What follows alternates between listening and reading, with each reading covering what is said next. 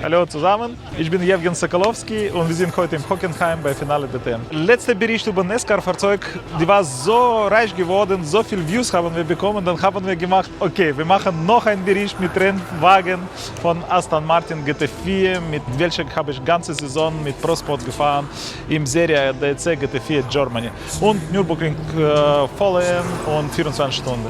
Deswegen herzlich willkommen in unserer Racecar.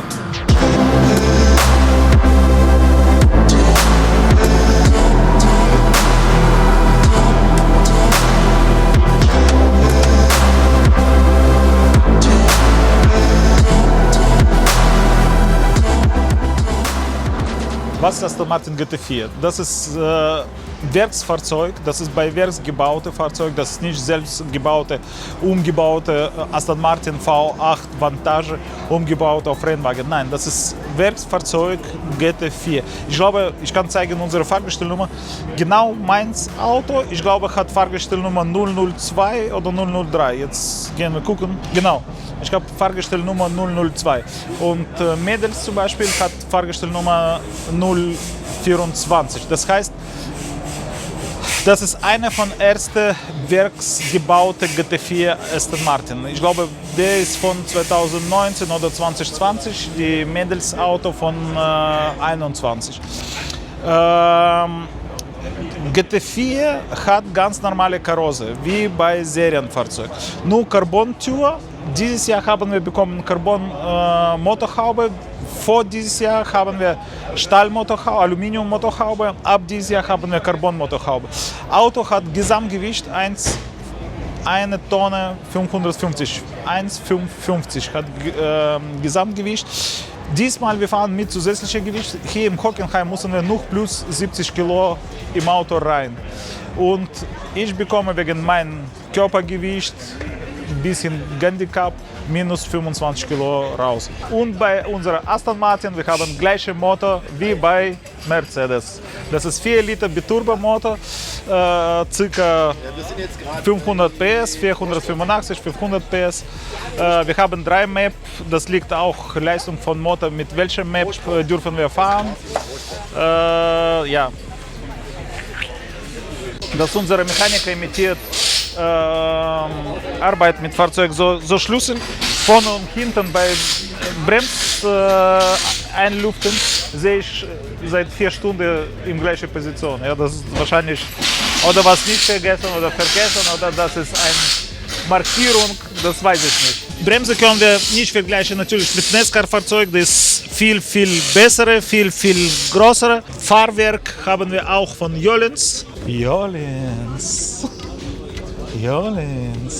Ich habe gute Laune, weil das ist unser letzter Lauf bei Rennsaison.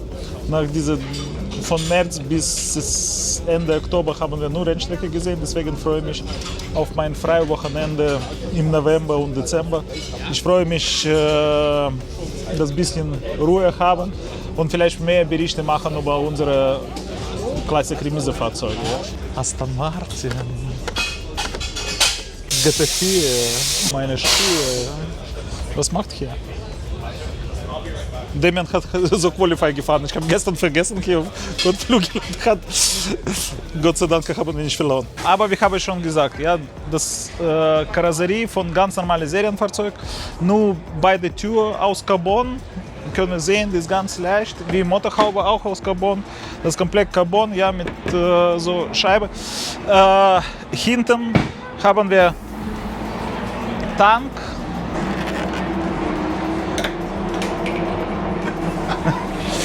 Hinten haben wir Tank, kein Ersatzrad. Jetzt kurz über GT4-Serie. GT4-Serie, wir haben eine Meisterschaft BMW GT4, Porsche GT4, Aston Martin GT4, Mercedes GT4. Letzte Saison haben wir noch KTM, vor 2 Saisonen haben wir noch McLaren. Es gibt Audi natürlich auch GT4. Alle Fahrzeuge hat ein bisschen mehr Leistung oder weniger Gewicht. Und über BOP, Balance of Performance, wir haben Vergleich. Ja, wir haben oder zusätzliche Gewicht oder Mapping, welche macht ein bisschen weniger PS. Bei Porsche steht Restrictor, die macht auch ein bisschen weniger PS, weil Porsche hat extrem starke Motor, 4 Liter ohne Turbo. Das extrem hat viel Leistung. Fahrzeug fast 200 weniger Gewicht, das ist 1,330 glaube ich. Und viel kleiner als Aston Martin oder BMW zum Beispiel. Deswegen zusätzliche Gewicht. Wir bekommen jede Rennstrecke bekommen wir neue BOP, neue Mapping, neue Höhe. Es gibt mindestens Höhe für vorne und mindestens Höhe für hinten. Das dürfen wir auch nicht weniger machen, dann Fahrzeug wird disqualifiziert. Auf der rechten Seite, zeige ich kurz, auf der rechten Seite. Auf dieser Seite haben wir Platte, wo bekommen wir unser zusätzliches Gewicht. Jetzt habe ich 5,1 Kilo. Dieses Rennen haben wir, jede Aston Martin hat bekommen plus 70 Kilo. Aber unser Auto hat Gap, minus 40, das heißt, ich habe plus 30 Kilo Gewicht. Ganze Elektronik, alle Steuergeräte, Telemetrie, Drive Logic, Data Recording, alles steht auf der rechten Seite mit Radio. Hier haben wir 2 Behälter für Bremsen. Ja, im Cockpit haben wir Bremsbehälter. Dann sehen wir vorne und hinten Bremsflüssigkeit, wie Zustand ist und Level, können wir immer ganz schnell prüfen. Und natürlich ganz interessant, das ist alles, was im Cockpit für Fahrer, ja, alle Bedienungen für Fahrer. Jetzt gehen wir wieder rein und ich kläre euch, was macht jeder Button auf Lenkrad oder auf Racepaneele rechts. Das, was habe ich gesagt, ja, das ist Cockpit für Fahrer. Jetzt mache ich alles an. Ich weiß nicht, ob das darf ich. Ich glaube ja. Das Benzinpumpe lädt sofort. Hier haben wir Lenkrad. Ja, das ist Lenkrad. Das ist Pedal Shift, die für Schalten Getriebe. Das ist klar, das weiß jeder. Und oft fragt mich, was ist auf Lenkrad. Das ist Pit Limiter, weil im Pit Lane dürfen wir maximal 50 oder 60 fahren, das liegt von Meisterschaft welche. Wenn fahre ich rein, mache ich Pit Limiter und Auto fährt mit Vollgas automatisch 50. Das ist Schraubwischer, das ist Alarm. Alarm, wenn kommt auf Display, im Display, wir haben alle Werte von Fahrzeug. Ja? Wir haben jede Parameter von jedem Sensor und wenn hier passt nicht was oder Fehler, kommt sofort Fehlermeldung auf Display, mit welche Probleme haben wir. Alarm, das ist diese Fehler löschen oder rausmachen. Dann S, das ist Start. Full Course Yellow, das ist für Full Course Yellow Mode. Wenn auf Rennstrecke was passiert, wir haben Full Course Yellow, wenn drücke ich das mit dritter Gang, dann Auto fährt maximal 80. Reset, das ist löschen, alles was kommt auf Display. Das ist wie Reset für Steuergeräte. Auf linker Seite haben wir Radio, das ist Radiokommunikation mit Ingenieur und mit Race Control. Flash, AUX, wir können programmieren für diese Button das, was wir wollen. Das ist wie Favorit-Button. Flash, das Fernlicht überrundete Fahrzeug oder mit wem hast du Battle. Du kannst Flash machen, zeigen, dass du bist deutlich schneller als Fahrzeug nach vorne. Plus, minus, das Page wechseln von Display. Verschiedene Seiten haben wir mit verschiedenen Werten. Und unten Drink-Button, das was bekommen wir Wasser im Helm, das ist für Endurance, wir benutzen das nicht, aber das Auto hat auch Drinksystem und dürfen wir das machen. Hier links, rechts haben wir auch so 2 Einstellungen, das ist Traction Control. Und diese Seite, rechte Seite, das ist Speed, Geschwindigkeit von Schraubwischer. Jetzt auf Zentralpanel, das ist Bremsbalance. Bremsbalance, wir können so prüfen. Ich mache 50 Bar für Bremsen und sehe ich, wie steht nach hinten, ja, 36 nach hinten. Dann ABS-Einstellung, wir können ABS einstellen. Dann, das ist Doubleur von Radio. Wenn Probleme ist, ich kann hier auch Radio drücken. Das ist Spiegeleinstellung. Das Pedalplate Platte einstellen, nach vorne oder nach hinten. Das ist Driver-ID wechseln. Jeder Fahrer hat seine Driver-ID. Wenn gehe ich im Auto rein, mache ich 1, weil ich habe Driver-ID 1. Der Mann hat Driver-ID 2, dann der wechselt auf Driver-ID 2.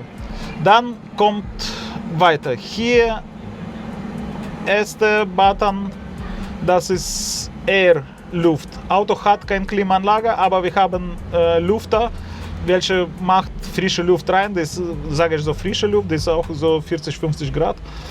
Dann Start, dann Frontscheibe beheizbar, das ist wegen Nebelschlag. Das ist Deep, das ist zusätzliche Scheinwerfer für 24 Stunden, für Nachtfahrt. Das ist Mainlicht, das ist Wettlicht, das ist hinten, wie alle wissen wir bei Rennen, diese ganze große Rotlicht. Dann Mapping, das Button dürfen wir nicht anfassen. Dann haben wir Warnblinker, das zum Beispiel brauchen wir, wenn Fahrzeug geht auf Penalty Lap, kurz vor Penalty Lap, kurz vor Penalty-Zone, müssen wir das kurz einschalten, zeigen Fahrzeug von hinten, wir gehen auf Penalty Lap. Dann nochmal Rennlicht, das ist zusätzliche Rennlicht, das Fuel, das ist Reset für Fuel, nach Fahrzeug getankt ist, müssen wir das festhalten, 3 Sekunden, dann haben wir wieder Werte auf 0, weil Fahrzeug zeigt mir auf Display, wie viel haben wir verbraucht, Liter, wie viel Liter Fahrzeug hat verbraucht und wie viel momentan verbraucht pro Runde. Deswegen, ich sehe nicht, wie Tank ist voll, Hälfte oder weniger, ich sehe, wie viel Liter haben wir verbraucht. Dann ganz unten nochmal Doubleur, das gleiche wie Reset auf Lenkrad, Reset hier auf Panel. Und hier können wir auch den einstellen, wie zum Beispiel für Nachtfahrt, für Nachttraining. Wir können ein bisschen dunkler oder heller machen, ganze Beleuchtung von Innenausstattung. Dann, das ist Energy System, das genau dieser Feuerlöschsystem und Meisterschalter, das was macht Zündung an, Zündung aus. Jetzt mache ich Zündung aus, Zündung an und jetzt gehen wir und zeige ich euch noch 3 Display, was wir haben, oder wir haben noch 1, 2, 3, 4, 5, 6, wir haben noch 6 Display vorne. Das ist Race Logic. Race Logic, ich sehe, wie lange stehen wir im Pitlane. Wir haben mindestens Pitlane Time. Deswegen, ich sehe, wann muss ich raus. Genau Zeit, wenn grün leuchtet und steht auf 0. Die Zeit läuft runter. Ja, das ist, dann fahren wir sofort raus und sehen wir, wie viele Sekunden oder Millisekunden wir haben verloren bei Pitstop. Oben wir haben Race Control Display, die zeigt uns alle Flagge, ja, die gelb, grün, rot, Full Course Yellow. Das ist auch das Reglement, das müssen wir haben, dann nicht was gefährlich passiert auf der Rennstrecke, wenn Fahrer hat nicht gesehen Marshall Post. Dann in der Mitte haben wir Night Vision Rückfahrkamera, das ist auch Reglement bei 24 Stunden. Das ist auch dubliert von Spiegel. Wenn wir sind auf der Rennstrecke, dann hier noch Pfeile gibt es, grün, gelb oder rot. Ich sehe, von welcher Seite versucht mir Auto attackieren oder wie weit Fahrzeug. Das ist auch für Sicherheitssystem. Das ist eine Rückfahrkamera hinten. Im Nacht auch, das hilft sehr bei 24 Stunden zum Beispiel. Dann, wenn kommt von hinten GT3 Auto, welche extrem schnell als GT4 und dann sehe ich, wie schnell kommt, weil diese Pfeile zeigt mir von grün bis rot, wie weit Fahrzeug von hinten.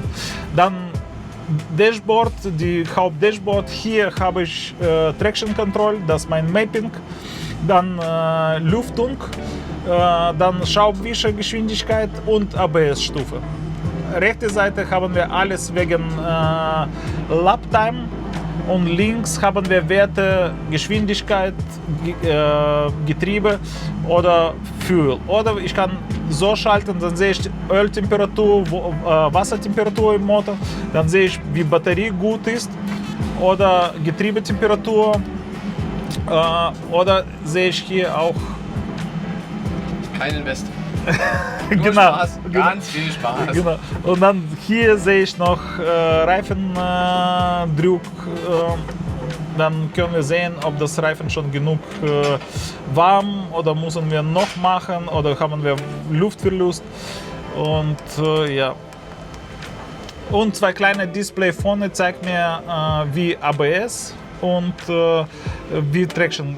Wenn leuchtet im so lila Farbe, das heißt, wir sind auf ABS bei Bremsen. Oder wenn rot, dann sehe ich, wie rutschig ist und das Traction Control läuft. Das alles. Und jetzt zum zwei Faktoren, Spaß oder Invest. Ja, großer Vorteil von NASCAR-Fahrzeug, wir haben Tür. Ja, wir brauchen nicht über Fenster klettern. Wir haben ganz normale Tür. Wir haben natürlich Käfegschienen. Das Auto ist absolut sicher, top sicher. Aber das Auto hat viel mehr Elektronik und das viel moderne Fahrzeug. Natürlich können wir nicht vergleichen mit Technik von NASCAR wie im letzten Video.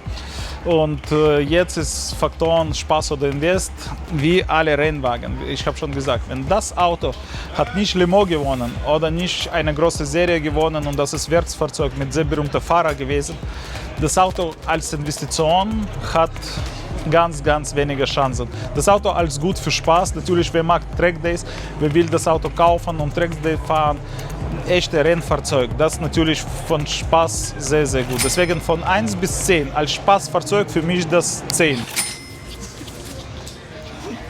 Als Invest von 1 bis 10 für mich das als Invest 5. Das Auto verliert keinen Preis. Wenn kaufst du das Auto für guten Preis nach Rennsaison, nach Racing Team, du kriegst dein Geld immer zurück. Aber das bedeutet nicht, nach 10 Jahren kriegst du doppelte oder dreimalfach das Preis. Nur natürlich, wenn kaufst du das Auto mit welcher Hugo und Mike gewinnt morgen Meisterschaft, zweite Mal schon, dann natürlich das Auto ist Rennhistorie. Aber mein Auto nach mich und Demian, das ist auch Rennhistorie, aber kein Investitionsprojekt. Deswegen wünsche ich alles Gute. Alle, wer guckt unsere Rennserie, alle, wer guckt unsere Rennsaison, danke. Wir sehen uns nächstes Mal nach Rennsaison mit Berichten mit Autos von unserem Bestand in Classic Remis Düsseldorf. Ciao!